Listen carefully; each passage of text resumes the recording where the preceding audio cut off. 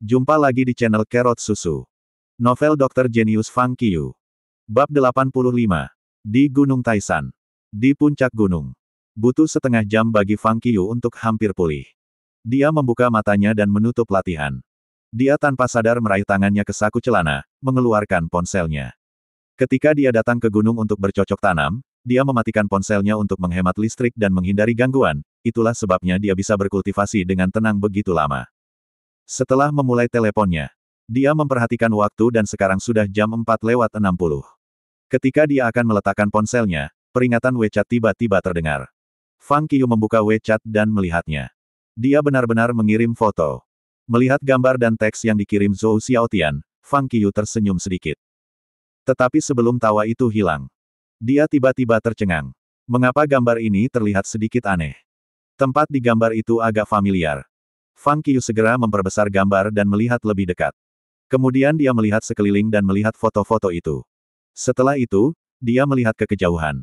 Setelah melihat-lihat, dia tidak tenang tiba-tiba. Ya dewa, bukankah itu aku? Posisi pada gambar persis di mana aku sekarang. Pemandangan di sekitar semuanya sama dan puncak menonton matahari juga ada di kejauhan. Artinya, foto Halo Buddha yang diambil Zhou Xiaotian disebabkan oleh latihan kungfu. Ki internal dilepaskan dan ki eksternal dikumpulkan. Di awan dan kabut, itu dapat memiliki efek seperti itu di sinar matahari. Aku benar-benar bisa menimbulkan sensasi. Dia tertawa masam. Tanpa ragu, dia terbang langsung menuruni gunung.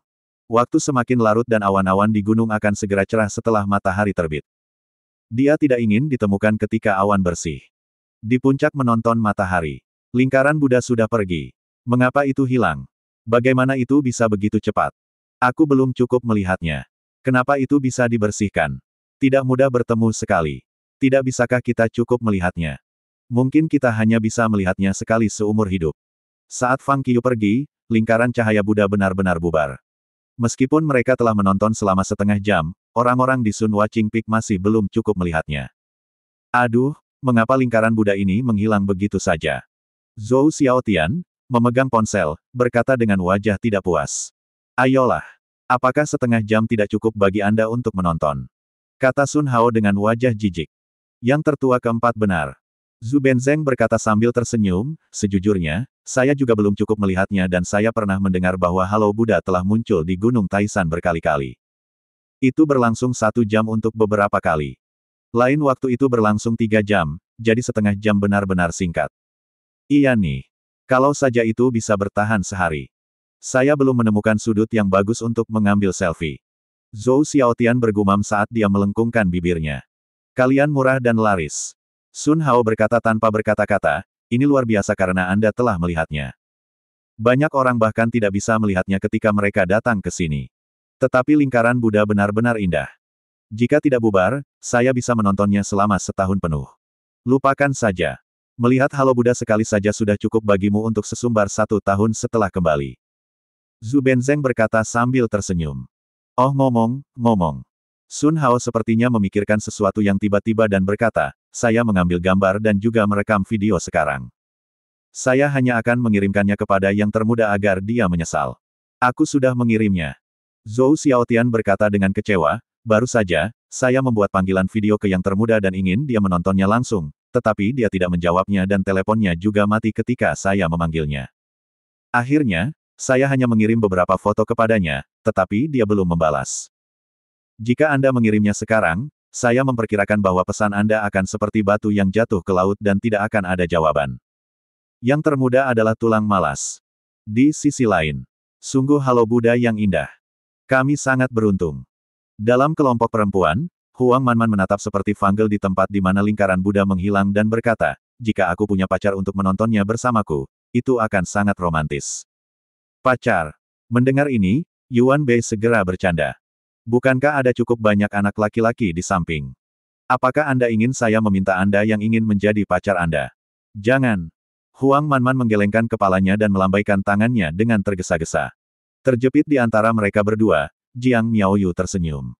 Apa yang kamu pikirkan? Tanya Yuan Bei. Tidak ada. Saya melihat lingkaran Buddha. Jiang Miaoyu menjawab. Saya pikir Anda sedang memikirkan pria seperti Huang Manman. Yuan Bei terkekeh dan berkata, sayang sekali seseorang tidak ikut dengan kami, kalau tidak, itu akan benar-benar romantis. Mendengar itu, Jiang Miaoyu memutar matanya, melirik Yuan Bei dengan setengah tersenyum dengan tenang. Tetapi dia tidak tahu mengapa sosok yang menyanyikan referen dengan dia entah bagaimana muncul di benaknya. Liburan Hari Nasional adalah pemandangan unik di Cina. Ketika saatnya tiba, akan ada migrasi kecil-kecilan orang-orang dari seluruh negeri dan kebanyakan dari mereka akan bergegas menuju tempat-tempat wisata terkenal yang terdekat. Itu tidak sebesar terburu-buru perjalanan festival musim semi, tetapi tidak ada perbedaan besar. Pada saat itu, orang-orang tersibuk secara alami adalah reporter televisi di seluruh negeri. Semua jenis laporan tentang tempat wisata mengambil banyak bagian setiap hari. Seperti itu. Segera setelah Halo Sang Buddha menghilang. Semua media berita real-time utama di Taiwan telah memperbarui berita bahwa Gunung Taishan secara mengejutkan muncul sebagai lingkaran cahaya Buddha. Dan dengan tersebarnya berita real-time, semua media lain di seluruh negeri mulai siaran ulang, menyebarkan berita Halo Buddha yang tiba-tiba muncul di seluruh negeri. Pada saat yang sama, para ahli dan profesor juga memberikan beberapa penjelasan. Dalam fisika, Halo Buddha adalah semacam halo surya. Ketika sinar matahari menyentuh permukaan awan dan kabut, itu akan membentuk keajaiban alam halo Buddha melalui difraksi dan refleksi difus. Penampilan halo Buddha membutuhkan kombinasi dari banyak faktor alami, seperti sinar matahari, topografi, dan lautan awan, sehingga sangat langka. Dan karena itu jarang terjadi. Seorang fisikawan secara tepat menganalisis pembentukan halo Buddha dalam sebuah laporan. Tetapi di antara orang-orang yang menonton siaran langsung di seluruh negeri, tidak banyak orang yang mendengarkan komentarnya. Karena perhatian mereka semua tertuju pada video rekaman halo yang disiarkan Buddha di televisi. Begitu menakjubkan. Sebenarnya, lingkaran cahaya Buddha ini benar-benar terlihat sama dengan lingkaran cahaya yang dikirim para dewa abadi itu dari tubuh mereka, yang sangat menarik. Tidak bisakah halo Buddha ini menjadi cahaya yang dikirim seorang abadi yang berkultivasi di gunung? Itu begitu indah. Saya akan pergi dan melihatnya sendiri ketika saya mendapat kesempatan. Saya berencana ke Gunung Taishan, tetapi saya tidak mendapatkan tiket kereta. Sayang sekali. Lingkaran Buddha di video itu sangat indah. Orang-orang yang bepergian ke Gunung Taishan benar-benar memiliki pesta untuk mata mereka karena lingkaran cahaya Buddha yang berlangsung setengah jam. Alam sangat menakjubkan. Orang-orang yang membaca berita real-time pagi di seluruh negeri semua sangat memujinya. Dan di sini, setelah menuruni gunung, Fang Qiyu menggunakan teleponnya lagi untuk memeriksa peta, berjalan cepat ke Gunung Taishan ketika ia menemukan arah yang benar. Tentu saja, itu lebih mungkin untuk menemukan harta karun di tempat di mana ada lebih sedikit orang. Jika tumbuh di tempat biasa, itu tidak akan begitu berharga. Sama seperti Fang Qiyu sedang menuju jauh ke Gunung Taishan. Seorang gadis yang sangat cantik muncul di gerbang Universitas Pengobatan Cina Jiangjing. Dia mengenakan jeans legging biru muda dan blus putih dengan rambut panjangnya yang berkibar. Berdiri di gerbang universitas, dia langsung menjadi pemandangan paling indah. Universitas Pengobatan Cina Jiangjing. Berdiri di gerbang universitas, gadis itu menatap kata-kata di dinding batu besar di depan gerbang dan tersenyum samar. Dia tidak pulang, jadi dia pasti ada di sekolah. Pada saat ini, seorang tokoh perlahan berjalan keluar dari universitas. Dia terlihat seperti murid. Melihat murid itu, gadis itu segera menghampiri dan bertanya dengan sopan, "Halo, murid. Apakah Anda kenal Fang Qiyu?" Namun, sama seperti gadis itu selesai bertanya, siswa yang keluar dari universitas tercengang. Li Qingxi hanya menatap gadis itu lekat-lekat di matanya. Dia pikir Jiang Miaoyu sudah menjadi gadis yang sangat cantik di dunia. Tanpa diduga, ada seorang gadis yang tidak kalah cantik dari Jiang Miaoyu. "Siswa." Gadis itu memanggilnya lagi.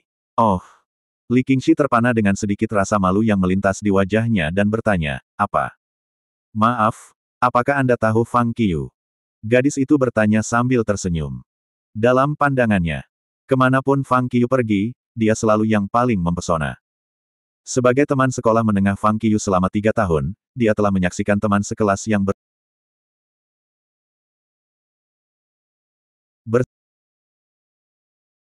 bersinar ini. Jadi alih-alih menghubungi Fang Qiyu sebelumnya, dia menyelinap untuk memberinya kejutan. Fang Qiyu. Mendengar pertanyaan gadis itu, Li Qingxi sedikit terkejut. Meskipun ada kontradiksi antara Fang Qiyu dan dia masih bertanya, "Mengapa kamu mencari Fang Qiyu?" "Saya teman sekolah menengah Fang Qiyu." Gadis itu berkata sambil tersenyum, "Karena ini adalah hari libur nasional, saya datang ke sini khusus untuknya." "Apakah Anda kenal dia?" Apakah kamu tidak menghubungi dia sebelumnya? Li Qingxi bertanya dengan rasa ingin tahu. Tidak. Gadis itu menggelengkan kepalanya, berkata sambil tersenyum, aku hanya ingin memberinya kejutan. Kejutan. Fang Qiyu adalah pria yang mendapatkan keberuntungan. Li Qingxi iri pada Fang Qiyu untuk sementara waktu di dalam hatinya. Dia tanpa sadar melirik gadis itu lagi. Dia tidak bisa disalahkan. Itu hanya karena gadis ini sangat tampan dan suaranya juga sangat menyenangkan. Siapa yang tidak tergerak saat melihatnya? Ketika dia melihat seorang gadis yang cantik, dia tidak bisa membantu membandingkannya dengan Jiang Miaoyu di dalam hatinya. Dibandingkan, penampilan gadis ini mirip dengan penampilan Jiang Miaoyu. Dalam temperamen, Jiang Miaoyu adalah surgawi sebagai primadona kampus secara harfiah. Dia sedikit tenang, tapi tidak jauh. Tapi gadis ini sama sekali berbeda dari Jiang Miaoyu dalam temperamennya. Karena dia suka tersenyum. Dan suaranya juga sangat lembut ketika dia berbicara. Meskipun dia memiliki karakter yang tidak dimiliki gadis lain, dia memberiku perasaan yang bisa didekati. Atau dia penuh energi. Gadis impian seperti itu sebenarnya teman sekelas Fang Qiyu. Dan dia datang untuknya. Dan dia akan mengejutkannya. Fang Qiyu. Kurang ajar kau. Kamu sangat beruntung. Siswa. Melihat Li Qingxi dengan linglung, gadis itu memanggilnya. Saya tahu Fang Qiyu. Li Qingxi datang ke akal sehatnya dan segera berkata, karena kamu adalah teman sekelas SMA-nya, ikut aku dan aku akan membawamu kepadanya. Terima kasih. Gadis itu berterima kasih padanya sambil tersenyum. Li Qingxi melirik gadis itu lagi dan kemudian berbalik untuk masuk ke universitas. Gadis itu mengikutinya sampai ke universitas, menjaga jarak sekitar 1 meter dengannya. Terima kasih masih bersama channel Carrot Susu. Bab 86. Jauh di dalam Gunung Taisan. Swoosh, swoosh, swoosh. Sesosok melaju melalui hutan gunung. Setiap jarak dia berjalan, dia berhenti, melihat sekeliling dan mencari dengan hati-hati. Pria itu persis Fang Qiyu. Fang Qiyu terinjak-injak di atas bukit dan membawa tasnya sepanjang jalan, berjalan lebih dalam dan lebih dalam. Dia telah berjalan jauh ke Gunung Taisan. Ini aneh. Berhenti di hutan gunung berhutan, Fang Qiyu berkata pada dirinya sendiri, di sini sudah dekat tempat terdalam Gunung Taisan. Mengapa saya tidak menemukan jejak binatang roh apapun di sepanjang jalan?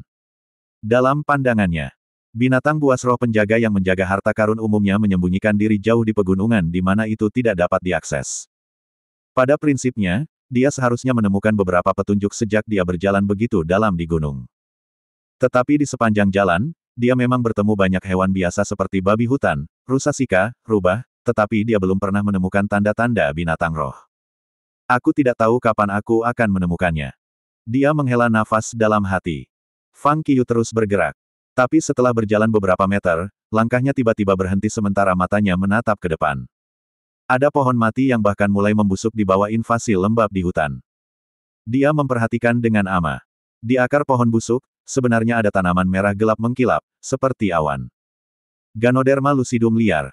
Mata Fang Qiyu bersinar karena terkejut. Dia segera melangkah maju, berjongkok di depan Ganoderma lucidum.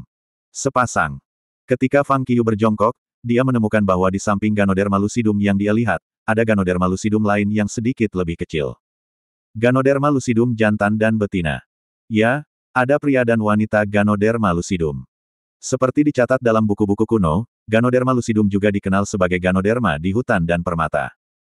Ini adalah tubuh buah dari jamur terestrial dalam keluarga Polypori, yang memiliki efek menyegarkan ki dan menenangkan saraf, menghilangkan batuk dan asma, dan memperpanjang hidup. Dan Ganoderma lucidum liar adalah Ganoderma lucidum yang tumbuh secara alami di alam.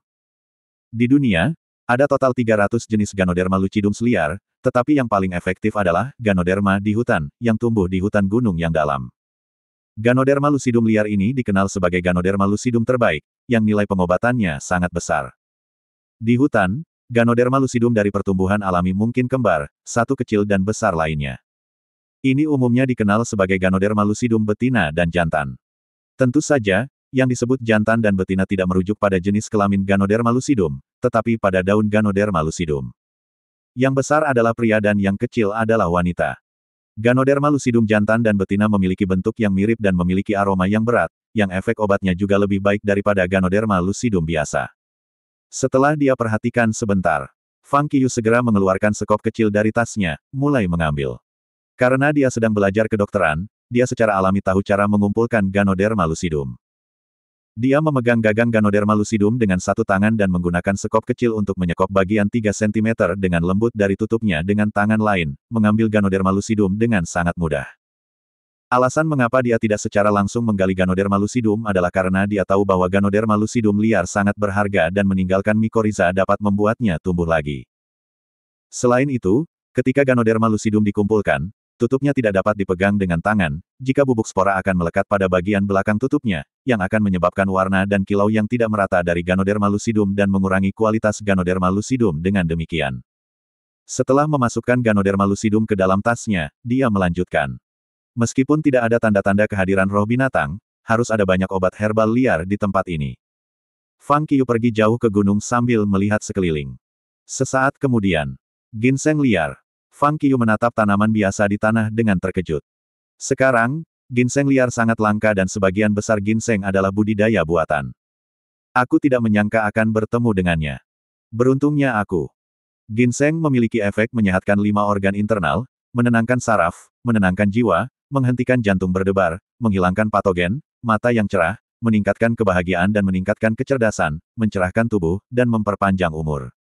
Di antara ginseng, ginseng liar memiliki efek obat terbaik. Kurasa aku bisa menghasilkan banyak uang. Dia berjalan tergesa-gesa. Seperti sebelumnya. Dia menggunakan sekop untuk memetik ginseng liar dengan hati-hati dengan akar masih utuh. Setelah itu, dia mengeluarkan tas plastik dari tasnya dan membungkusnya dengan hati-hati sebelum memasukkannya ke dalam tas. Musim gugur adalah musim yang tepat untuk memetik ginseng liar di Gunung Taisan. Dengan sedikit senyum, Fang Qiu melirik dari bahunya. Setelah memastikan tidak ada ramuan lain di sekitarnya, dia melanjutkan. Sebelum dia pergi jauh, dia menemukan ginseng liar lain. Dan yang ini lebih besar dari yang dia pilih sebelumnya. Fang Qiu tidak bisa membantu mengekspresikan rasa heran pada keberuntungannya. Saya sangat beruntung. Terlalu luar biasa. Dan aku akan menghasilkan banyak uang. Ginseng liar ini lebih besar dari yang pertama dan mereka berdua liar. Ginseng liar di Gunung Taisan adalah obat herbal yang sangat terkenal di seluruh negeri. Dia tidak berharap menemukan begitu banyak dari mereka. Jika saya terus mencari seperti ini, saya mungkin dapat mengumpulkan cukup uang untuk biaya 300.000 yuan tanpa menggunakan harta karun.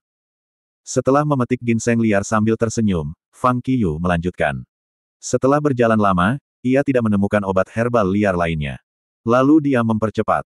Meskipun kecepatannya sangat cepat, Fang Qiu masih terus mengamati saat bepergian dalam-dalam. Hasil dari ketika dia berjalan di atas bukit dan berjalan sepanjang jalan, dia mengumpulkan 3 Ganoderma lucidum lagi. Ada total 3 Ganoderma lucidum liar dan 2 ginseng liar. Dia memang memilih banyak herbal. Tapi dia masih belum menemukan jejak harta karun itu. Ini membuat Fang Qiu sedikit tertekan. Tidak mudah menemukan harta karun seperti yang diharapkan. Dengan senyum masam, Fang Qiu terus melangkah lebih dalam. Setelah 2.500 meter lagi. Merayu.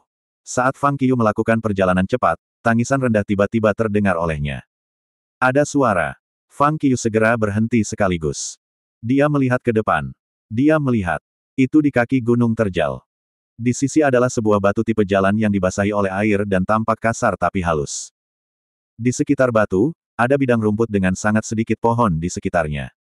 Dan saat ini, kerumunan berdiri di tanah datar di depan Stoneland.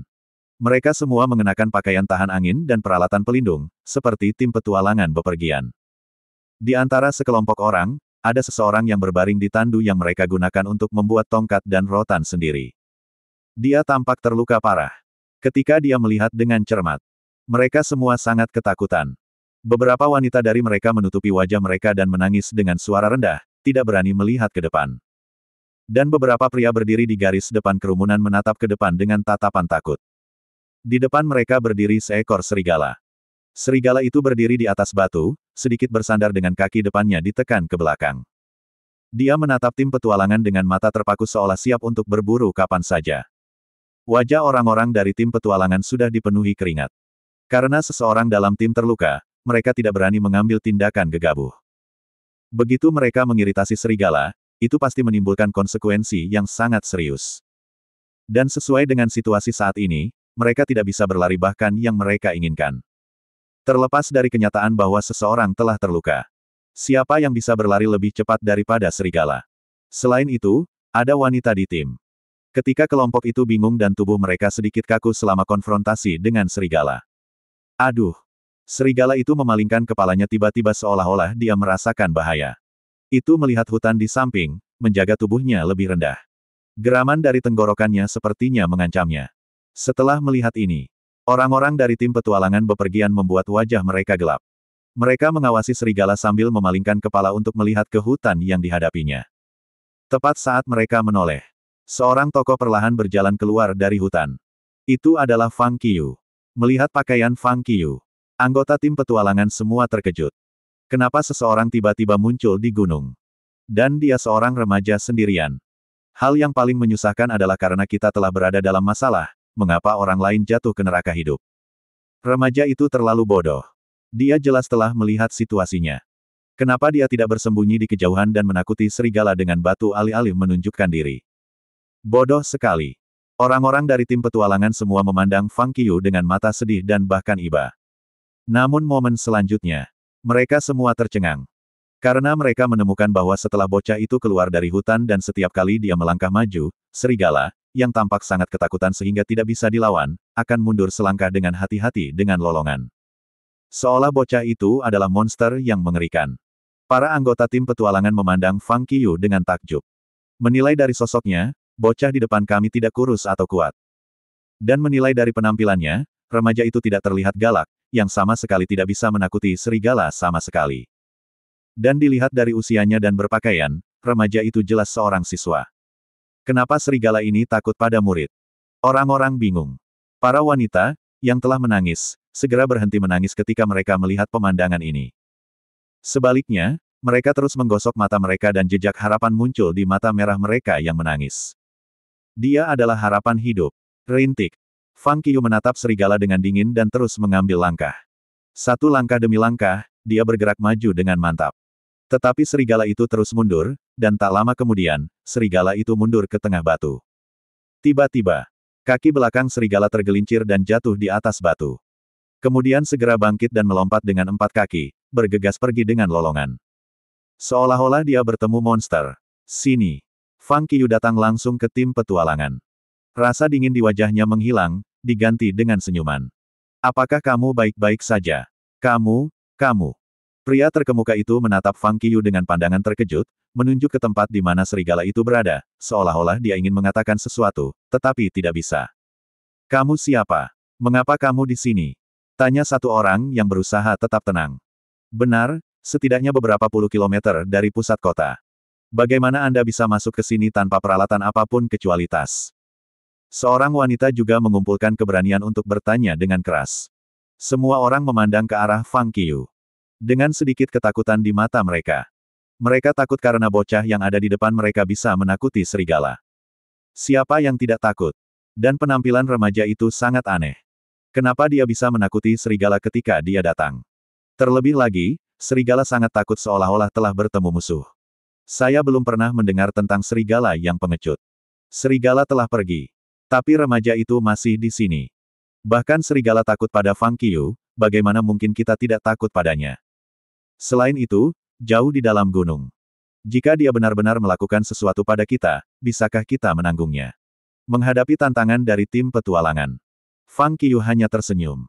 Dia tidak menjawab mereka karena dia tidak bisa. Sebagai gantinya, ia langsung berbalik ke pria di atas tandu, mengerutkan kening dan bertanya, apa yang salah dengannya? Ketika kita melewati tebing, dia terpeleset dan melukai kakinya. Seorang wanita mengumpulkan keberanian untuk menjawab. Biar ku lihat. Tanpa kata lain, Fang Qiu melangkah maju secara langsung. Seseorang mencoba untuk menghentikannya, tetapi sebelum dia pindah, Fang Qiu sudah datang ke orang yang diangkut oleh 2 orang di atas tandu di udara.